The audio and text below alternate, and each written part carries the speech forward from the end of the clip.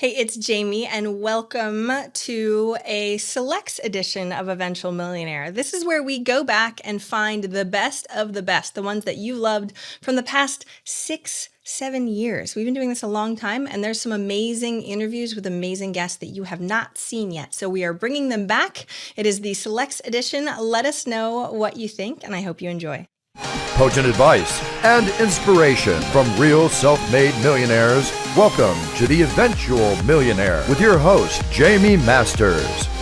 Welcome to Eventual Millionaire. I'm Jamie Masters, and today on the show, we have Stephan Spencer. You can find him at stephanspencer.com. He is a genius at SEO. I just came on his show. He has a podcast called Get Yourself Optimized, another one called Marketing Speak, and he has had amazing clients. You should check out his testimonial page. Thank you so much for coming on the show today.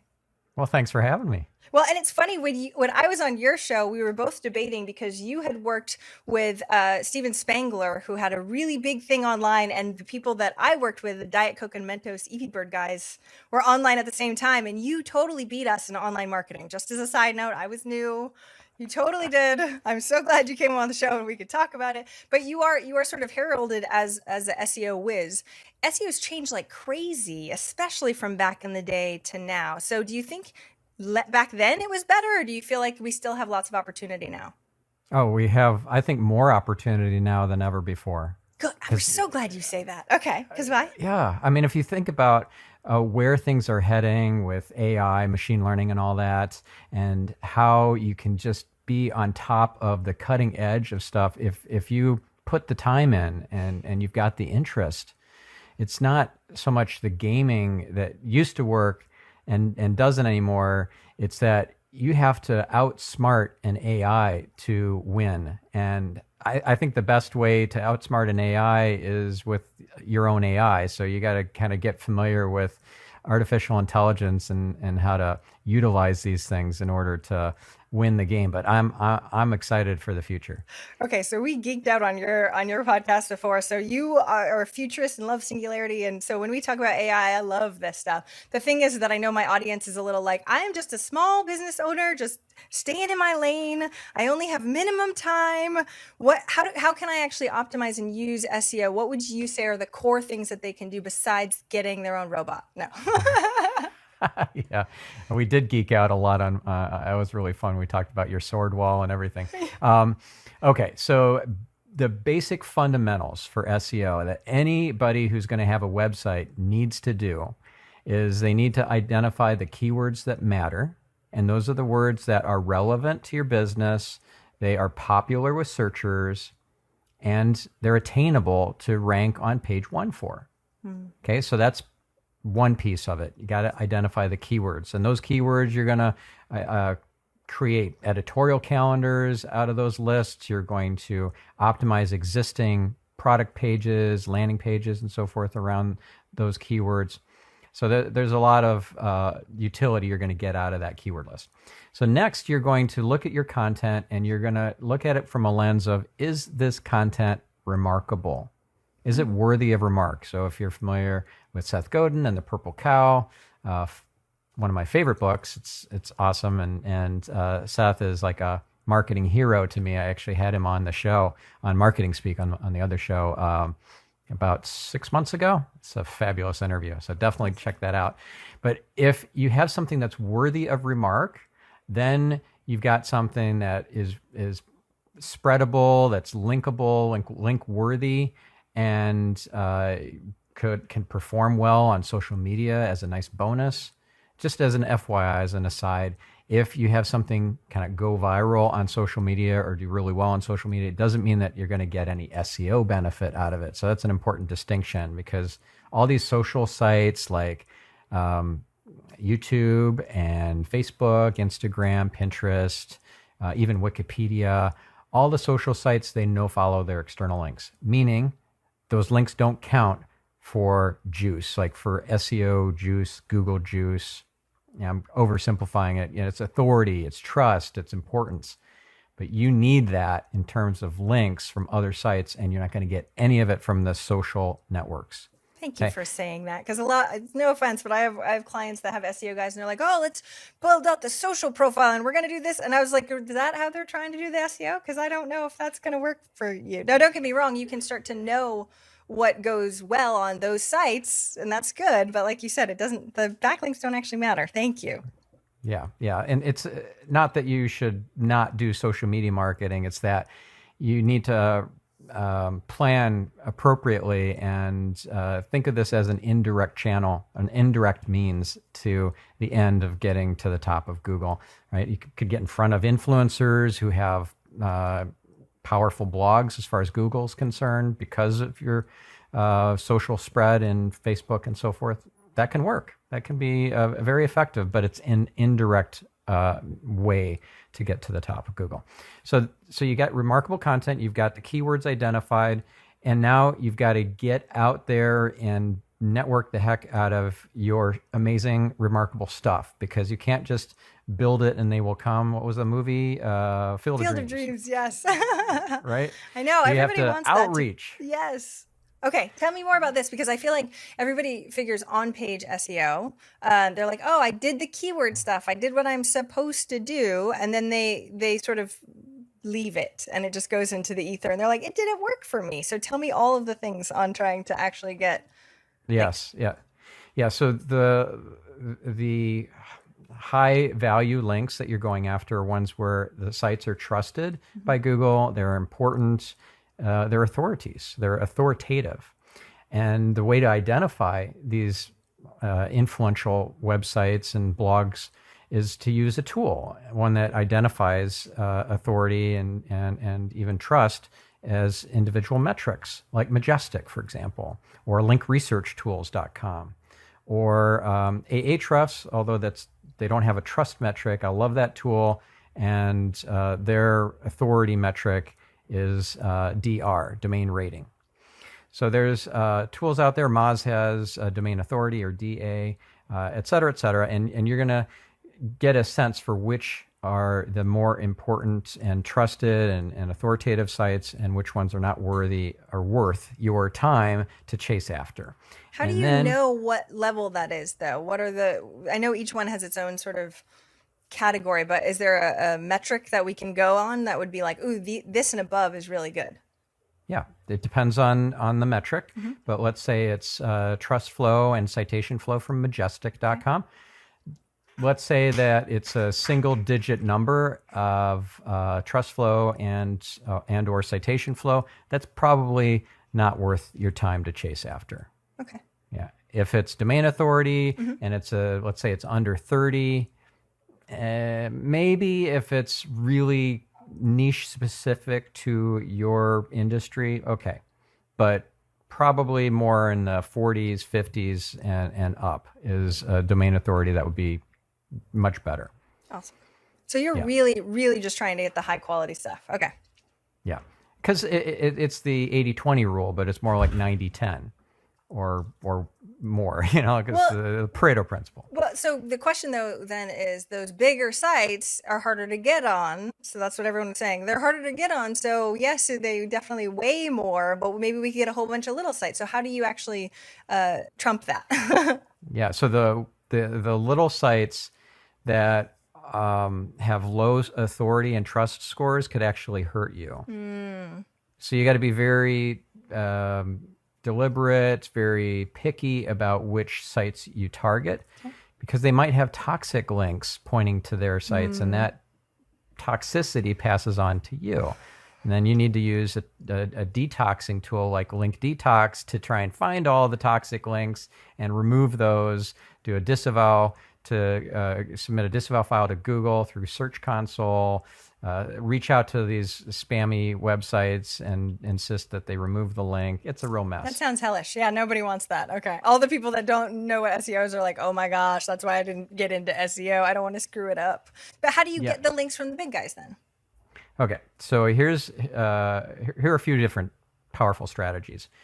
I use this very effectively with a client who owns, I don't know, $1 billion or more in real estate. They specialize in Section 8 housing, really nice Section 8 housing. They're not slumlords, and they were rehabbing and doing a grand reopening of a building in downtown Denver.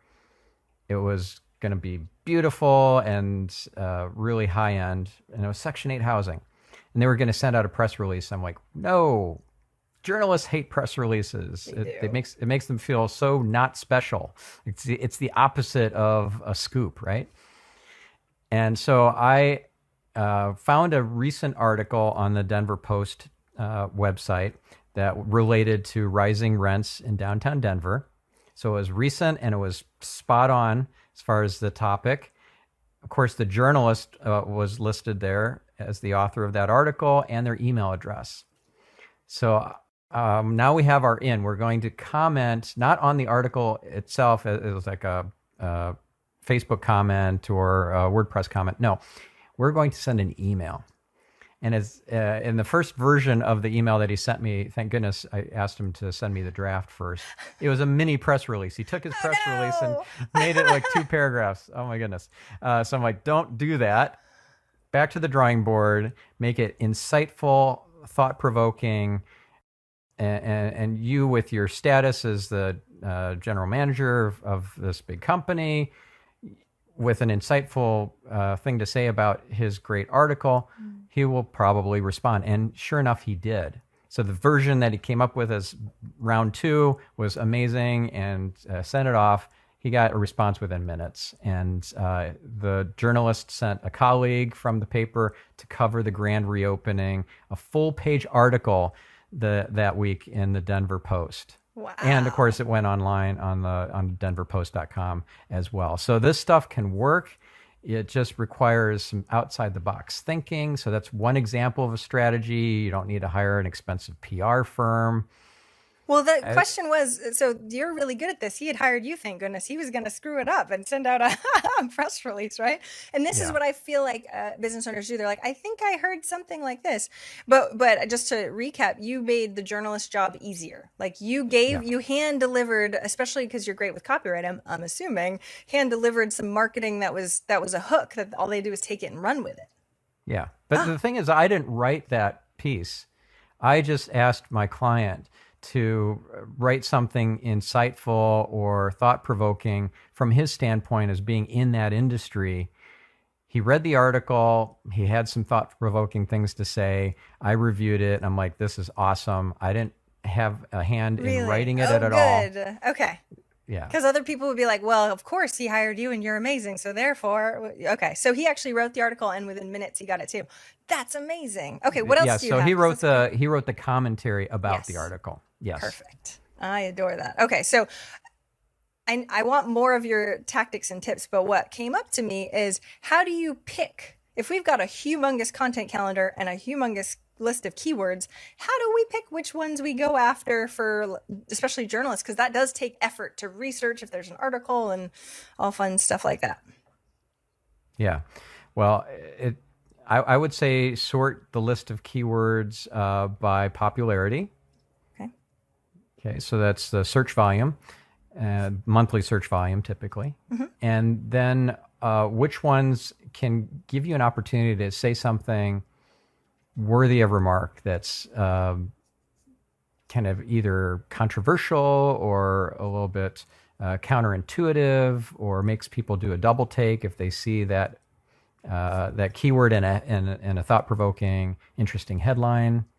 You know, kind of the cognitive dissonance sort of angle. So you're looking for a hook, and whether that hook allows you to write a great piece for your own blog or to pitch it to a journalist, or what Andy Crestodina calls the evil twin strategy, where you do both with the one piece of content that you've done all the research on, and you just flip the headline essentially, right? So you're saying, these are the 7 best practices to whatever, right? Whatever the keyword is. And then the evil twin is the 7, Mistakes. Biggest mistakes, right? And it's the same research. You're just kind of rewriting the piece of content with that new headline. Okay, so question, because I actually wrote a post about thinking when there was a whole bunch of buzz online for Napoleon Hill and was he a fraud or was he not? I was like, that's a really good hook, and I've interviewed almost 500 millionaires. So I looked up the keywords and I found one specific one. We ended up giving away the PDF for free. And we rank like number one, tons and tons of traffic. The problem that I wasn't totally paying attention to is that is not my audience. So like it's not my audience. It's a lot of people from India, they're coming from a bunch of different places. So do you actually try and vet keywords per what you think the avatar would be, or you just write the article and try and rank it and hope that, like I was getting, I think like 50,000 visits or something crazy. And I was like, I'm paying for a lot more server space for this now. That's very interesting. I'm going to let that one go a little low and not worry about it. Right. But all I was trying to do is hit the number one. How do you manage that? Oh, what a great insight, because when you have something that is not meant for your target audience, it can actually still help you to reach your target audience, but in an indirect way. So that article about Think and Grow Rich, and maybe it's from a contrarian angle, like, no, it's hooey or whatever, right? Incidentally, I just had John Shin, who's running the Think and Grow Rich world tour, and made the Think and Grow Rich documentary possible as a guest on the Get Yourself That's amazing. Optimized I've talked to them podcast. too about all of this stuff. No, mine was a wonderful piece about it. I don't think he's a fraud, but yes, it was hilarious. I was going on the spin. But you're right, because I needed a hook. Yeah, and it's a great hook. So what if it's not going to bring in a single person that's your exact avatar? That's totally fine if you're going to reach the linkerati, the influencers that are authoritative and highly trusted and important as far as Google's concerned, because then it's the rising tide that lifts all boats. Every page of your site, every landing page, every sales page, every product page, your home page, they will all rise in the rankings because of that one article. And the other thing that I did is I went to the affiliate people that did the documentary for Think and Grow Rich, and I chatted with them. They wanted to know, because I had this highly trafficked page, and now I have an affiliate for them on the thing. So, and that was the thing. I was like, oh, I got to meet them at least, because I was like, I don't know what to do with this. Let's see if we can optimize something, because I care about optimizing too. So I appreciate though that it rises everything instead of me going, well, that was worth all the time and the effort, right? Okay, so thank you for that. So I don't know that you can predict this, but can you predict if keywords are going to be good or bad? Is there any way that you can kind of know who would be good for your avatar or not, or you guess? Yeah. As far as which keywords your avatar is actually typing into Google, you could do focus groups. Yeah. You could do online surveys of your audience, of your customer base, of your email list subscribers, things like that. But if you're laser targeting in on certain demographics, psychographics, clickographics, actually the best place to start then isn't with Google, it's with Facebook. So if you think sense. Like, okay, what is an ideal avatar or persona in terms of their hobbies, their income brackets, their gender, age group, all that? You can laser target in on Facebook, get those folks on your list, and then create a lookalike audience in Facebook and get an even larger audience of those people. And then you offer some sort of quiz or fun game or survey or contest with some prizes, so that now you get the data from them. They're your avatar, and you got a whole lot of them, so you're going to get statistical significance. And now you understand how they think, what their buying criteria are, what the buyer journey looks like. That makes so much sense. Okay. It's interesting though so I was thinking that you test it in sort of PPC, like Google PPC or something like that, to try and see if it's actually converting for you, instead of not wasting the time, but taking all the time to try and rank for SEO. You can you're going to be wasting money though. Well, exactly. That's even worse. That's why I like your Facebook idea. That makes a lot of logical sense. Though it's and you're still spending a lot of money, and it's a long process, but you'll get actual data that you can actually vet and use, which makes sense. I think of Facebook as kind of part of the whole ecosystem. And if you're not doing Facebook advertising, you're missing the boat. Like if yeah, if let's say that you just have a website that's doing well and so forth, and you're neglecting Facebook, that is an asset that you could have built up. I think of assets in terms of like rich dad, poor dad. Yes. An asset puts money in your pocket, and a liability takes money out of your pocket. So the house that you live in is probably a liability, not an asset. Whereas the house you bought and renting out, that's an asset. Well, there are lots of online assets. There's your email list. There's your retargeting audience on Facebook and on Google, although Google calls it remarketing instead of retargeting. But it's the audience that's been to your website that you've pixeled, and now you can follow them as they're scrolling around on Facebook, or as they're surfing the internet, if it's Google, the display network, or in retargeting for search. Remarketing for search is what they call it. Isn't it hilarious that you have to change the name? Yeah, same thing. I know, it's silly.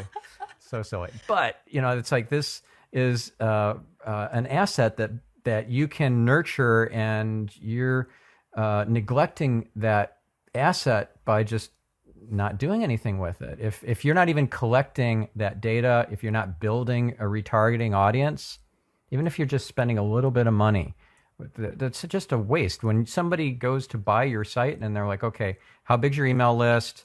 What's your retargeting audience look like? And you're like, what?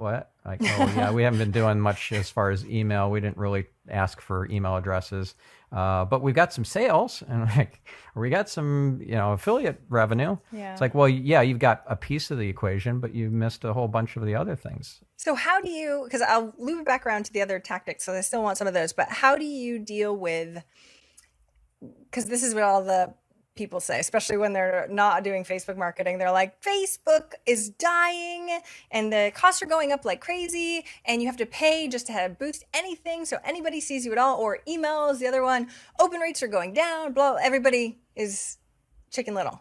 What do you say to all that? Oh, just I don't know.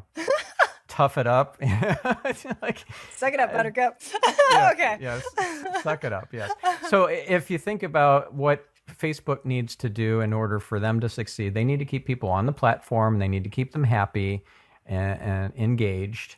So if your ad is drawing people off of the platform to a landing page, and it's an opt-in, it's some sort of lead gen form or something, that's not a great experience. That doesn't make for happy Facebook users. Whereas if you keep them on the platform and they're watching the videos natively on the platform that you've uploaded, and that you're spending money advertising to expand your reach, that's great. And then you can do a retargeting ad as a follow-up to people who watch, let's say, 75% of the video or more. You can upload your customer list and create a custom audience from that and target those people. You can create a lookalike of your customers with that based on that custom audience of the customer list, or your email subscribers. There's so much opportunity. The key here is you got to make sure these people are happy, and one of the keys to that is the share to reaction ratio. If your stuff is so darn good, your ads don't even really look like ads. You look real and human, and like you're part of the ecosystem. It's not all professionally shot. You didn't do all your makeup and everything.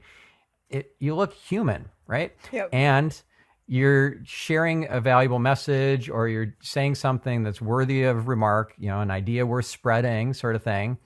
Then you'll get a lot of shares. And if that's at least as high as the amount of reactions, the likes, the wows, the loves, and so forth, you're winning. You've got something that Facebook wants you to get a lot of reach out of. So because they like it a too. Little bit. Yeah, they've got lots of self-interest, which makes sense. They're in business also. It's funny because Stu McLaren posted one of his ads, and he's like in a pool making a crazy face. And I follow him anyway, and I just thought it was a regular thing of him. And you're right. It feels like people, especially advertisers, are getting better and better at making it look native. But to me, it's only not a liability if you have a funnel that converts. Like if the people that are on Facebook don't have a funnel that actually converts, then it is a liability. And I feel like that's where people go like this. Do you know what I mean? And so, and because they've done it for so long, or they've tried it and it didn't work for them, what do you say to them to try and test it again? Because it's an asset, like you said. Yeah. Well, the funnel that converts isn't the only way that they can turn that into a positive ROI. Let's say that you are targeting, let's say journalists. No, let's say even the editors or editorial managers of big magazines and trade journals in your industry, right? So there's no funnel you're going to send them through. But you want to reach them, you want them to get to know your brand and your personality and see the depth of your subject matter expertise. So that might seem like a waste of money from the outside looking in, but it's not, because so good. Yeah. What if you contact them in 3 months after they keep seeing all your brilliant stuff, that your thought leadership pieces that you're pushing out to a laser targeted audience, and maybe it's 300 people, and you're spending, I don't know, $400 a month on that. Like, that is totally a very worth wise it. investment. Totally worth it. So in that case, though, having somebody that is a Facebook ad manager on your team would be really helpful also, right? Or do you feel like it's easier to train somebody on your team to be up to speed on marketing tactics, or hire agencies? Or what do you think is sort of the best way? Because agencies are expensive, and that's why it's sometimes hit or miss. My preferred model is working with an individual consultant, because if it's a jack of all trades sort of agency, oh yes, we do SEO, we do Google ads, we do Facebook ads, we do copywriting, conversion optimization, analytics, social media. Like, okay, is there anything you don't do? And of course you're awesome, like grade A, top shelf on every single one of these things, 80-20 right? rule, totally. You're great at all of them, totally. Yeah. Totally don't buy that. So if you work with a consultant who gets the internet and the marketing kind of mix, like I do, for example. Well, that's what I was going to say. You either have to tell me, you or somebody, you have to refer us. So we'll put links and stuff like that too, because it's hard to find somebody, no offense, it's hard to find somebody good, that especially if the person that's hiring them doesn't understand SEO or Facebook or whatever. I just have had so many clients who are like, well, I just signed up with this guy and he's not, it's okay, no, right? And it's hard to vet if you don't actually know. So besides you and that too, give us links so that way we can put them in the show notes for everybody, okay? Yeah, so and one of the things I do for my clients is I help them vet people if they're looking to hire an in-house SEO or an in-house marketing manager or social media manager. I will grill that person in a nice way as a second interview and make sure that they are not blowing smoke. I'm laughing because that's what I do too. I love that part. Yeah. In fact, I have an SEO BS detector worksheet that has all these trick questions that you can have available in the interview process. You just pick some questions from that, slip those questions into the interview process, and there's only one right answer to each. So then you know if you got snookered or not. Like there's a question in there, tell me your process for optimizing meta keywords. That is a trick question because meta keywords never counted in Google, ever, not even on day one. Oh my gosh, so I if love they this. say I anything other list. than... I still want that list. I literally have a call like in 2 days with an SEO guy that's working with one of my clients. So thank you. I want that list. That's killer. I'll tell you what, I'll put that on a special page just for your listeners. It's going to be at marketingspeak.com/millionaire. Perfect. So to bring it back, the tactics that you said about the journalists, I love. Do you have any other tactics like that to help build up those big site links? Oh yeah, so many. So let's say that you wanted to become a contributor, ideally a columnist somewhere big. Like I just got published for the first time on HBR, Harvard Business Review. Ooh, that's a good one. Yeah, that was huge. And of course I got a link with it. So I published the article, or they published my article, which was all about travel hacks for business travelers. And then in the byline portion that gives my little bio, it links back to my site. So that's a really high value link from a very high trust website that's hard to break into. It's not likely you're going to have any spammy links coming from that site.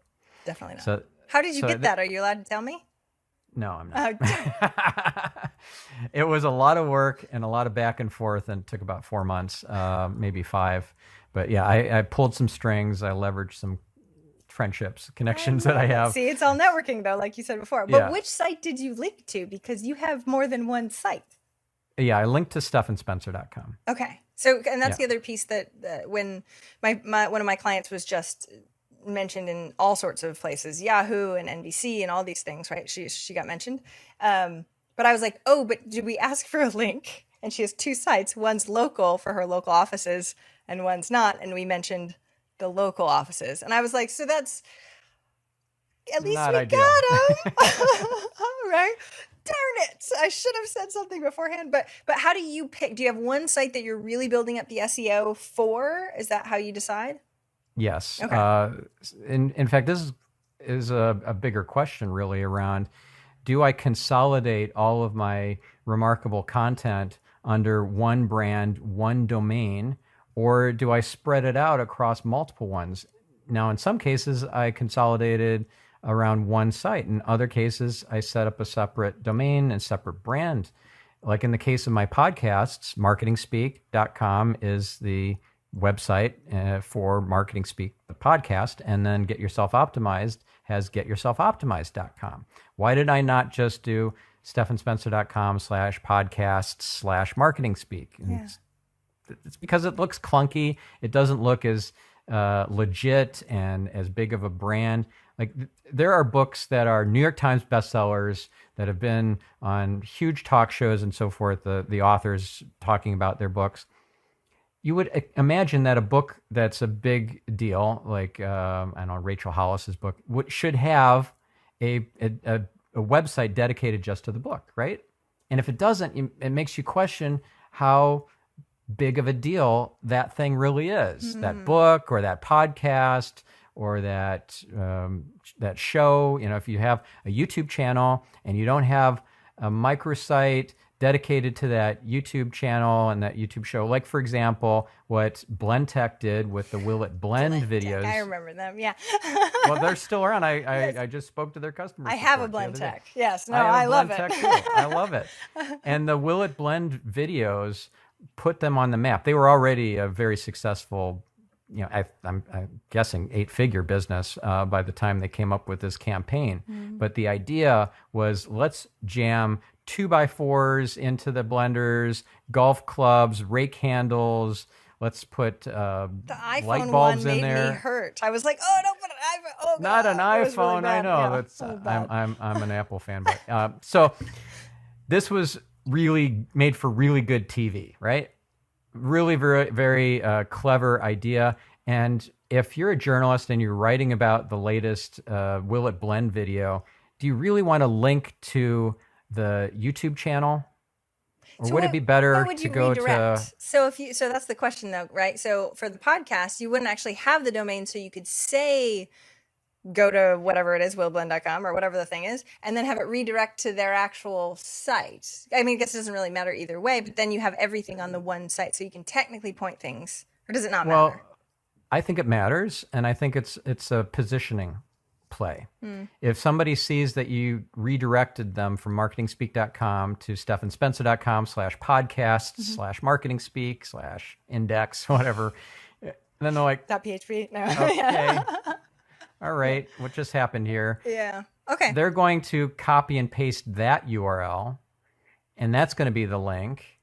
And now when somebody mouses over in that article that talks about the 10 best podcasts on marketing, and there's Marketing Speak, and then they look at the link and it's like a mile long, like, oh, what's that? Is that so legit that they don't, like, why don't they have just marketingspeak.com? Well, if you own it, but then you redirect that URL, then at least they type it in, or they feel it. I get it. So we're talking nuances here. I totally get it, but I love this stuff, especially because I've been talking a lot more about doing my own personal brand, because everyone knows me as me, and Eventual Millionaire is the show. But I built up SEO on Eventual Millionaire, and I'm like, well, I can't lose that. And I had a coach that told me to just SEO and switch it over. And I have heard horror stories from doing that. So you don't recommend it either, right? No, I recommend building up both brands. And like the Jamie Tardy brand is a brand you're going to take to the grave. Well, actually, Jamie Masters is, because Tardy was my married name. But yes, the one that I have now is the one I'm going to take to the grave. Okay, scratch that. So the Jamie Masters. Yes. There you I just go. saw your name on the something. It's my old one. Yeah. With the old old name. Question then. So, because you're a geek and I like this. So, but I don't own Jamie Masters spelled wrong. So Jamie is spelled weirdly, and I can't buy. I've been trying to buy it from this lady forever.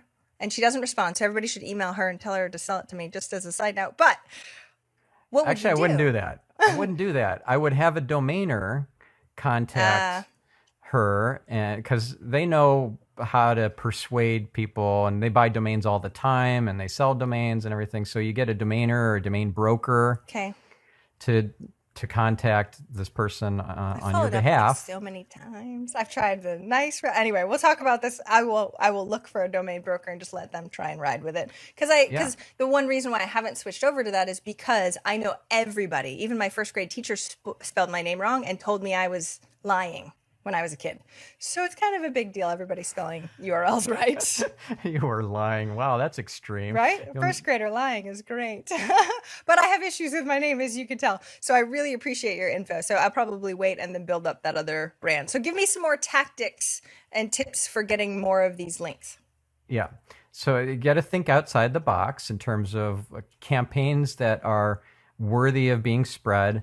And these could take the form of personality tests and quizzes, infographics, viral videos, worksheets or workbooks, checklists, planners, guides, how-tos, anything that's really going to add a lot of value and differentiate yourself and your content from everything else that's out there. You can do contests as well, competitions. They could be video competitions or image competitions, even scavenger hunts. Lots of different ways that you could. What would a video like a competition? I've talked to a lot of people. We've done a lot of challenges, which brings a lot of backlinks specifically to certain things for the challenge side. But what would be like a video competition, or what type of competition? Can you walk me through what that would look like for getting links? Yeah.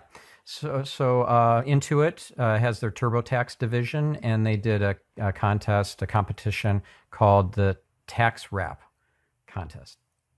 And you had it doesn't have to be create cool. A video. It can be very uncool. Okay, good. Yeah.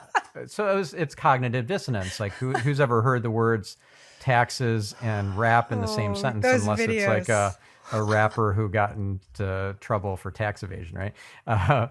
So if you capitalize on that cognitive dissonance and you require that people make a music video that is a rap music video, and they have to rap about doing their taxes and ideally using the TurboTax software to do it, you're going to get some pretty remarkable entries. They might be remarkably bad, or they might be remarkably good. And the ones that were remarkably good were so good that they put a prize purse out there of, I think, 25 grand was the grand prize, which is substantial. And the winning entry was really, really good. It was a great music video, well done, nice post-production. It was great. But even the second and third prize entries, really, really good as well. And what made this different, like that made it stand out as being remarkable, even more than the cognitive dissonance of taxes and rap music, was this. They got a spokesman. And who do you think they got as their spokesman that would make this really, really remarkable? Some great rapper or bad rapper. Want to know? Yeah. So counterintuitively, or again, riding on this cognitive dissonance sort of surprise thing, a bad rapper would be better than a good one. So who do you think they got as their spokesman? I have no idea.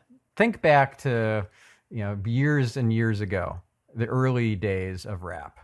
Okay, I was like 9, so I don't know. I'm sure you heard it on the radio. I used to listen to Dr. Dre. Like, he's cool, but he's not bad. Yeah, he's cool. He was cool. Ice-T? No, I don't know. I guess he was cool. No, he wasn't bad. He was cool. Who's bad. You have to tell me. I'm bad at this game. So okay. Well, the word ice is in his name. Ice Cube? No. Nope. I don't know. Who is it? He's a white guy. Oh, Vanilla Ice. Vanilla Ice. I Yes. loved Vanilla Ice. But I thought he was Ice good. baby. I thought he was good. Okay, Besides well, stealing we're all from... entitled to our opinion. I love that. Don't even. That's why I wasn't up here. No. Anyway, so he's pretty well known. You know, he's got lots of name recognition, So but nobody takes him seriously, especially not these days. Yes, no So kidding. he's very available. He's a real estate guy or something like that now, right? He's got a DIY show on the DIY network. Yeah. Oh, that's awesome. So he was very inexpensive to buy a couple hours of his time. The video team from Intuit flew down to his home in Florida, and they shot videos of him introducing the contest and introducing the winner, even though they didn't know who it was going to be. They leave, and for a very small amount of money, they had Vanilla Ice as the name to really make this contest, this video competition, pop. Good. And I'm it going to did hire really, really well. Vanilla Ice. Yeah. No, what's so funny that you say that? So the Diet Coke and Mentos guys, EP Bird, the reason why they made their initial video was a Coca-Cola contest. And that's the only reason why they even did the entire thing. And it was viral, but it was because they only made it for the contest. So go them. So question though, how do you get backlinks on that? Are you just looking for high quality videos that you know will get shared a lot? And then that's what gets the backlinks?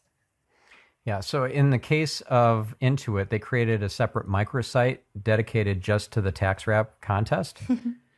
And I think they put it as a subdomain. So taxwrap.intuit.com or something That makes like that. sense. Okay. The silly thing they did was after, I don't know, a couple years, they took the site down and it's not redirected anywhere. It's just basically a broken image and a copyright of like 2000 and whatever. So they really blew it after building all these great links inadvertently by having a very successful, remarkable contest that people were like, oh my God, you got to check out these entries. And so instead of linking to the YouTube channel or linking to individual videos, I mean, it's still good to embed individual videos, but you know, there's only so many. Like what if there are 200 videos that were submitted and you don't want to embed 200 videos into your blog post? Maybe the winner and the one you thought was the one that should have won. And then here's a link to watch all the other videos, and it happens to be on the microsite, not on the YouTube channel, because the YouTube channel's got all the kind of distraction devices in there, like, oh, shiny object over here, squirrel over there, right? And you're like suddenly watching, I don't know, music videos from Katy Perry and reality show spoofs, and in 3 hours, just kind of you're in the twilight zone. You're like, where'd I go? Vortex that is YouTube. I know. It's like, wait, where am I? My children get in that way too often. So the goal though with that is to create such a viral campaign by using sort of everybody, sort of a wide array of audiences, so that you can potentially get it distributed and picked up everywhere and get all the backlinks. That makes sense. Okay. And awesome. And you need to proactively go out with outreach to the folks who would care about this contest or about this, whatever it is, infographic, viral video. How do you find those whatever. people that care about this stuff, and what do you write to them? Well, there's this really great search engine. It's called Google. Wait, how do you spell that? I'm being cheeky, but a better answer would be use a third-party tool that's designed to do the outreach. So it's not just going to find you these influencers, the influencers who matter as far as Google is concerned, with the high authority and high trust, but also that will do the outreach for you. You load in templates, and then it does the mail merge with information in the database on these people, and it maybe even holds those messages in a moderation queue before they get sent out, like, so you can add an additional sentence, like, oh my God, this is somebody I know. I know this blogger, so I'm going to say something in the PS or whatever. Like, having a moderation queue that you can look at and then hit send to all these emails, and then it comes into like an SEO inbox instead of clogging up your regular email inbox. And what software is that? Tell me all the things. Pitchbox. Pitchbox. I didn't even Yeah. know that. Okay, because we use like Mailshake, but for cold email outreach, and it doesn't integrate. So you're saying you can actually find the influencers and email them all in Pitchbox. Yes. Oh. And it tracks the workflow and gives you pipeline reports instead of like Salesforce.com gives you sales pipeline reports, but this is an outreach pipeline report. Isn't that cool? Smart. Yeah. So Okay, pitchbox.com. Awesome. Yeah. Give me one more. I know we have to start wrapping up because we were going over, but I really like your tips. So give me one more. Okay. So let's go back to this idea of getting like a column or a contributorship. Like you might wonder, how the heck do I get that? You know, it's fine for Stephan to get Took him 4 months and he knew HBR, people. whatever. Exactly. I'm not him. Yes. So you start small. Start with sites like Business to Community or Your Tango or whatever your niche covers. And as you build your way up, you're building your reputation. You can apply this strategy not just to print or to digital magazines, but also to TV or radio. I was just interviewed on a radio station in Ireland just 3 hours ago. So that's going to air in a week. It's pretty cool. They reached out to me from one of my websites. So if let's say you start small, you go for a business to community.com, it's not that difficult to get into. And let's say you're in the productivity space. And so then you parlay that to getting a columnist gig for lifehack.org or lifehacker.com, right? Lifehacker.com is harder than lifehack.org, I remember, because I got into lifehack.org and I kept thinking it was lifehacker.com. I was like, no, I thought it was the other one. This is back in the day. I know. I got in for a lifehack.org too. It was, We still got backlinks. We're still happy. We still like you too. It was just not as much domain authority as the other one, for sure. But it was pretty good. If you looked at the metrics, it was pretty darn good for a .org that I'd never heard of before. That kind of. Well, do you spin your article? That's the other piece then too. Can you take the content that you have instead of writing? Because that's the other thing I'll tell clients about. I've had tons and tons of journalists contact me, which is amazing because I've built up relationships. But writing new content for all these things was a pain. And so when I tell my clients, I'm like, we can just take it and spin it. But SEO wise, where are we at now? Really, that's black hat territory. I don't mean like spin it. I mean like article spinners. No. Oh no, I wouldn't use those. Okay, good. Oh, where they replace the word. Sorry, I used the like synonym goes here and synonym. I know that was no, don't do that. Those would come out and you'd be reading it. And you'd be like, oh, you don't speak English very well. That's awesome. No, yeah. So not those. I mean rewrite, but similar style of content. Like paraphrase it. Yeah, like have your ghostwriter just make a couple articles that look very similar, but not. Yeah, I'm not a big fan of that because it's pretty obvious that that's been done. And then if the editorial director who has the policy that you can't republish the same content, and they see that, there's a paraphrased version on your blog or some competitor site, they're not going to be happy with you. They might kick you off the contributorship. So again, back to the beginning of our discussion, I mentioned the evil twin strategy. Yeah. So instead of the 7 best practices, now it's the 7 biggest mistakes. Same thing, though. I feel like that's the same thing by just tweaking it. But no, it's a different article. The headline, so that would be a different the headline is different, and thus the hook is different, and thus the article is different. It's still all the same research. These are so nuances. That's what that's interesting. Okay. Right. So let's take something that you've recently written about as an example. Give me a topic. Give me a headline. Sales work. Oh, I don't even remember. I don't even write the headline. Somebody else does. Sales workflow. But give me a topic. Yeah, sales workflow. Sales workflow. Okay. So sales workflows that work might be the headline. I just made that up. So these are the biggest, and then the evil twin would be sales disasters that happen because of bad workflows. Okay, and it's it's not the same exact content. Well, it's a different hook, and you're going to bring in different stories from your research because these are the bad examples that you didn't use. You used the best practices. Now you're using the worst practices, and you're kind of deconstructing what those are. You're still giving the best practice tips in there, but you're saying, this is another screw up here. Do you see what they did wrong here?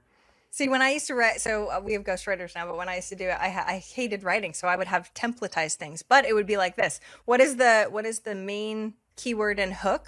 Right. Yeah. And then I would go, millionaire one says this about that topic. Millionaire two says this about, but it was all different.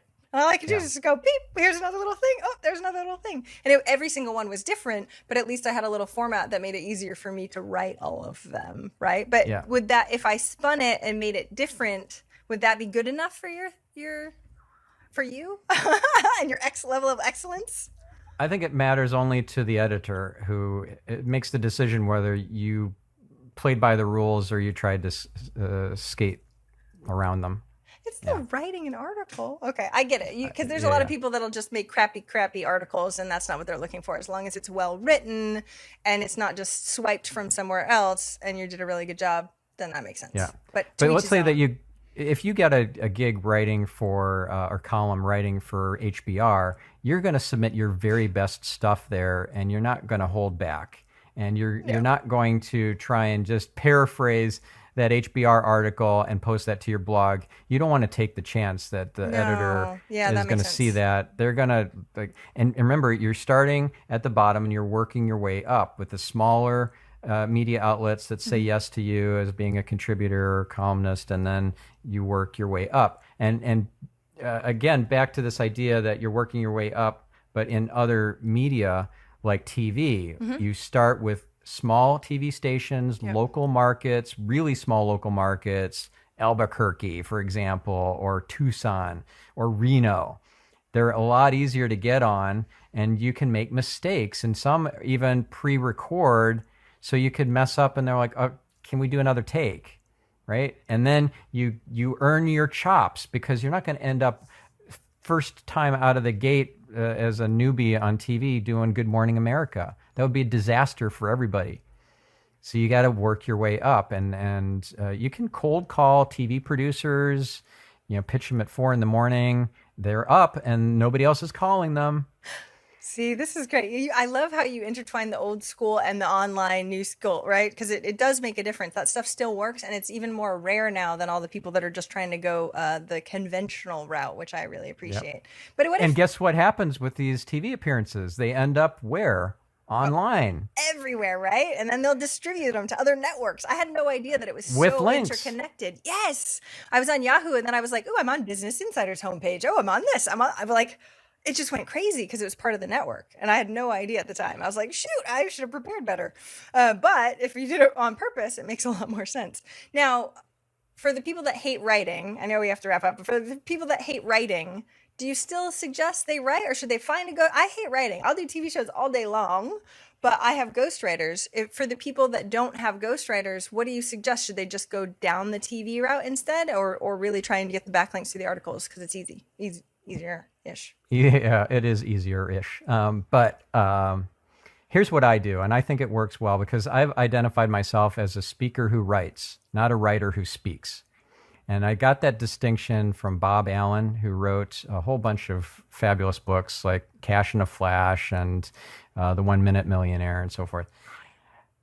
So he says either you're a writer who speaks or you're a speaker who writes, figure out which one you are, and then focus on that. And then the other piece that you're not as good at, that's not as much of a natural state for you, you convert the stuff that, let's say you're a speaker who writes, the stuff that you spoke, you get that converted into writing. So you have a ghostwriter, you'll have an editor, you'll have a transcriptionist, you'll have all these people who will kind of follow along and take that stuff, that raw material that you're speaking, either from interviews or TV appearances, or you're on stage at a conference speaking or in a panel somewhere. Take all that content, or even you're just getting interviewed by your executive assistant, right? And then they're turning that into a draft of the article. I hate looking at a blank screen or a blank sheet of paper and like, okay, what am I supposed to start writing? I hate that. If we can just have a draft in front of me, I can do something with that. Now I've gotten to the point where my team gets my voice, they get my vision and my values, I don't even review the stuff that gets posted. They ghostwrite articles for my blog on stephanspencer.com. Every week, a new post makes its way to the blog. I never even see them. I don't even know what I've been blogging about for the last 6 months. I have no idea what I'm tweeting on my Twitter. I'm tweeting apparently 7 or 8 times a day. My team is handling that. I have 158,000 followers, 1.2 million impressions and reach on Twitter. I have no idea what I'm saying there, but I know it's awesome. And I'm also doing a newsletter every week, which is amazing. I'm so proud of this newsletter. It's the Thursday 3. So something that I found challenging, something I found exhilarating or inspiring, and something I found interesting or surprising, right? So I put this out every week. Well, I don't even write it. I have no idea what I've even published on the last X number of weeks or months of the Thursday 3 newsletter, but it is amazing, and I get positive comments everywhere I go, networking functions, conferences. Hey, I just loved your last week's Thursday 3. It was awesome. I'm like, thank you. And I hope they don't ask me for details. Right. Well, when you asked me the blog post name, I'm like, I don't even have a clue what we just posted. No, okay, but that's I so appreciate you saying that, because I'm not like that either, and I know a lot of people, they use that as the stopping ground. But know that you can do this way easier. Thank goodness we have the technology that we have now, and have voice recorders, and we can have content everywhere, even if you suck at grammar like I do. I know we have to start wrapping up. This is way longer than I thought, because you're awesome. What's one action listeners can take this week to help move them forward towards their goal of 1 million? Yeah. So I would recommend identifying things that are going to make them stand out in a crowded market. Like, how can they be remarkable?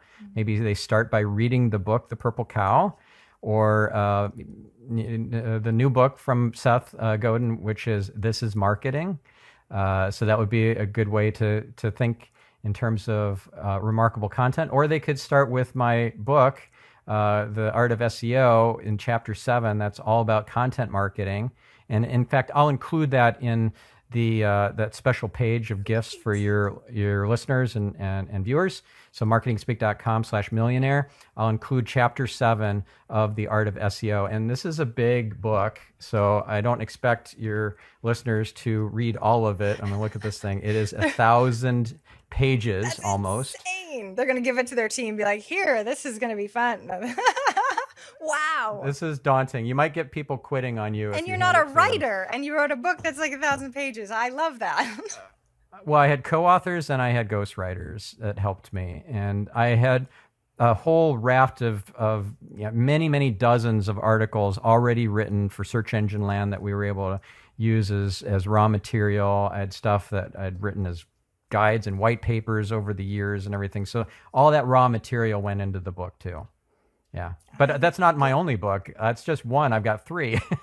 I'm working on a 4th. Are you really? We'll have to have you back on the show when you have the next book come out. I so appreciate this. Where do they find your podcast? Even though I think we talked about the microsites, but say them again. And where can we find more about you online too?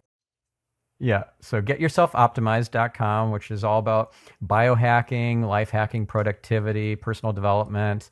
That's a passion of mine. And so that's getyourselfoptimized.com. My marketing podcast is marketingspeak.com, and not only Seth Godin has been on that, but also Dan Kennedy, Jay Abraham, some of the big marketing legends, some of my heroes, and just all sorts of subject matter experts, and everything from YouTube to Facebook and SEO and paid search and all that. And then my main site is stephanspencer.com. You can find a whole raft of helpful guides and materials on SEO and online marketing there as well. I've got a whole learning center, and and you can follow me on Twitter. I've got apparently good things to say there. I'll add lots of value. I have no idea what it is, but it's S Spencer is the username, and I hope you follow me and say hi. I'd be like, do you know that you just tweeted this? DM him and be like, oh, is this you? No, I'm kidding. But I loved your site, especially because you had a list of business problems that you could click on, and then you got the answers for each one of them. I thought that was really helpful and eye-opening. Thank you so much for coming on the show today. I really appreciate it.